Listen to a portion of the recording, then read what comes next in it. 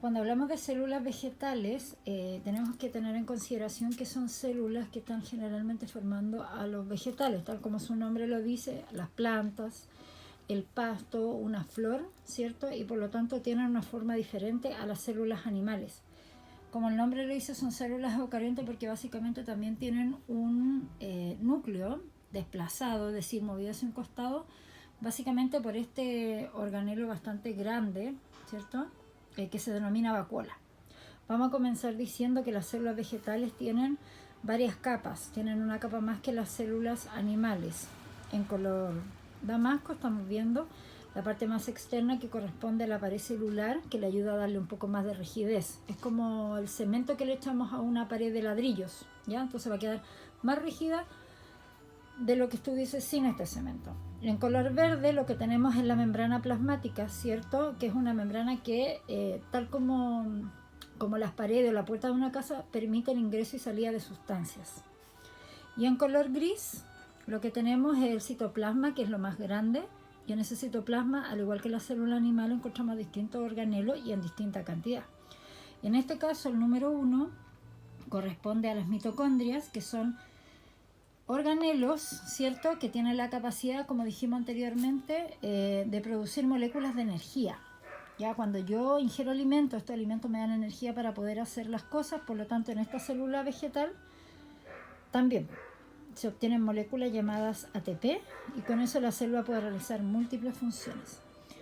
En el número, sí, vamos a revisar primero el 5, en color crema, que corresponde al retículo endoplasmático rugoso, que tiene por función producir proteínas, pero no listas para funcionar, sino que tienen que salir, viajan por este espacio llamado citoplasma, llegan hasta el número 2 que se denomina Golgi, y el Golgi es capaz de modificarlas, de madurarlas o de arreglarlas o dejar listas para que salgan a funcionar. Y una vez que están listas, salen a este espacio que estamos viendo llamado citoplasma y van a formar parte de alguna parte de esta célula. El organelo número 3 es muy típico de las células vegetales, son exclusivos porque no se encuentran en las células animales y se denominan, tal como el color lo dice, se denominan cloroplastos. Los cloroplastos son verdes porque tienen un pigmento llamado clorofila, por eso que la mayoría de las plantas que vemos nosotros son de color verde.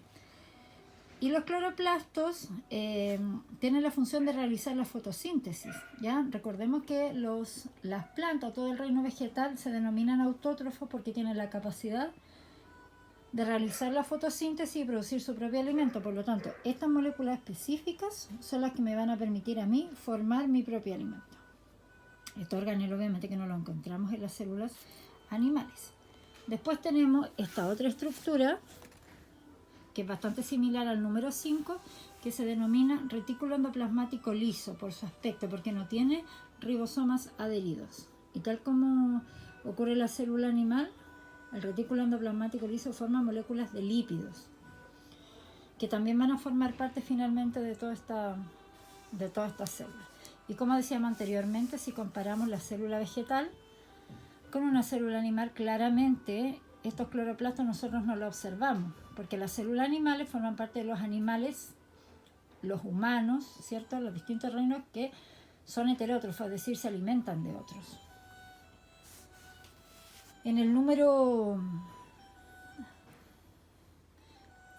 6 tenemos esos puntitos, ¿cierto?, que corresponden a los ribosomas, que tal como se ubican acá en el retículo endoplasmático rugoso, tienen por función formar proteínas. Dijimos que las proteínas en términos generales son estructurales, es decir, forman parte de la membrana plasmática de esta célula que está representada en verde.